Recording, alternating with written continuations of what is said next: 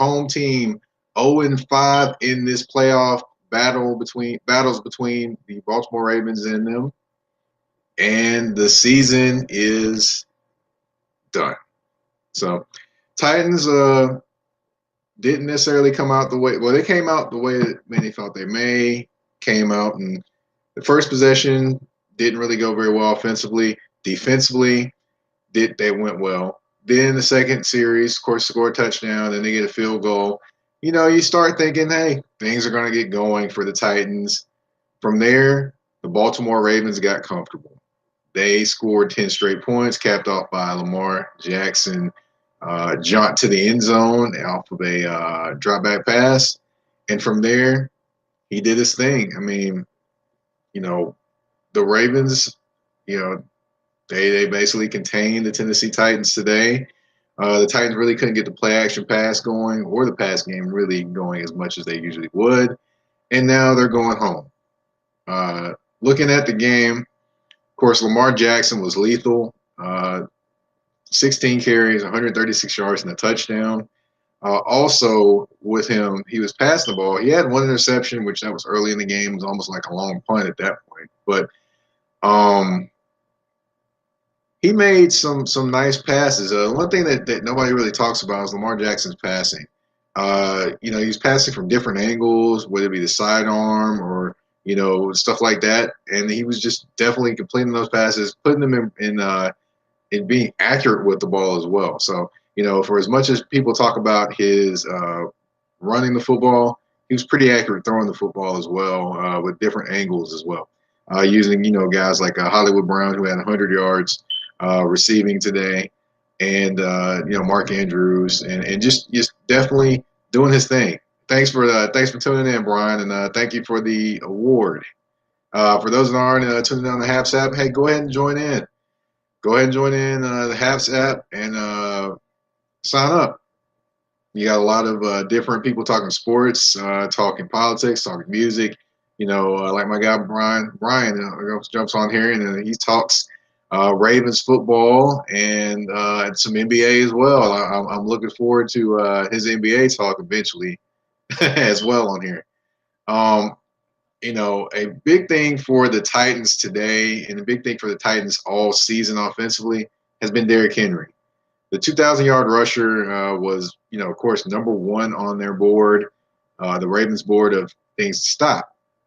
And they definitely did so. 18 carries, 40 yards, no touchdowns.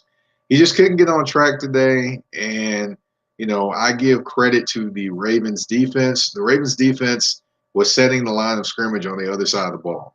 That's not what they did the first time they played. And in doing that, Derrick Henry never had any lanes to run in, and, he just never really could get going. A lot of times with Derrick Henry, he doesn't really get touched until he's like 1 or 2 yards down the field in terms of the other side of the line of scrimmage. Today wasn't the case. Calais Campbell, Brandon Williams made a huge, huge difference up front for the Ravens, and they were hungry today. They felt, I believe they felt embarrassed because of what happened last game, and they wanted to come out and make a statement this game. As far as passing the football, that last pass, Ryan Tannehill was throwing the football to Khalif Raymond. Khalif Raymond slips, Marcus Peter picks it off, runs it back a little bit, and then they go dancing on the logo. Let's address dancing on the logo. For if you're a Titans fan and you're mad that they danced on the logo, you really shouldn't be. The Titans did the same thing in Baltimore. And, it is what it is. If you dish it out, you got to take it too. And there's no really reason to be mad, talk about it's disrespectful, things like that. Hey, Titans did the same thing and talked trash to the coach and everything. So all spirit and love of football is all I can say on that one. As far as the play, if he would have looked to his left, A.J. Brown was wide open for a touchdown. He would have pretty much coasted into the end zone on that play. However, Ryan Tannehill was zoned in on the other side of the field. Khalif Raymond slips, and there you go. That cannot happen. You have to see the whole field, and it is what it is. The play happened, and Titans lost the game. Um, as far as what the Titans need offensively, of course they need health with Taylor Lewan, and they definitely missed him this year. They were on their third offensive tackle in David Quisenberry this year, and they were missing Lewan. He's one of the most athletic tackles in the NFL, and it showed that they missed him because they missed his attitude in the game. So, definitely missed him there. As far as the skill players, I'm not for sure Corey Davis is going to come back next year. I said that before the season, and I'm saying it again. The reason why I say that again now is because if you look at the last possession of the game, I'm not sure if he was injured or anything like that, but he looked a little frustrated on the sideline with his helmet off, not in the game on the last possession. So that's something that bears watching there as well. So Titans, get some health, get some more pieces to the puzzle, some signings, which I'll talk about that in a later, uh, a later broadcast, and we'll go from there. Another big thing to watch for is Arthur Smith, the Titans offensive coordinator, is on all six teams there's six teams that need a head coach, and he's on the list for all of those teams. Big possibility that he does not come back next year, and that the Titans are looking for an offensive coordinator for the third time in the Mike Vrabel era. For those who don't know, the coach of the Green Bay Packers was the offensive coordinator before Arthur Smith was, and Arthur Smith was his tight end coach before he was the offensive coordinator. Um, Defensively, this game, the Titans got a lot of sacks. They got 5 sacks, 4 or 5 sacks. They were back in the backfield a lot, and that would deceive you and make you think that they were this defense all season. They weren't. They came out and played well to start the game. Then they just couldn't hold it up. Of course, they were on the field probably a little bit more than what they would probably like to be, but they did what they did as best as they possibly could. Just unfortunately, it just wasn't good enough. The explosive plays from Lamar Jackson, Hollywood Brown making plays, Mark Andrews, and it just is what it is. And they did the best they could, and unfortunately, it was not enough. The third down conversions, they weren't quite as bad, but they still weren't great either. You have pass defense that wasn't as great. And of course, Titans fans, I'm going to get into that one question or one thought that many of you were talking about on Twitter. Just give me a second. As far as the guys bringing pressure, you had Jack Crawford and Dayton Jones, things like that. And the guys were playing their lanes early on when it came to Lamar Jackson and the running plays that they were trying with him. They were staying in their lanes.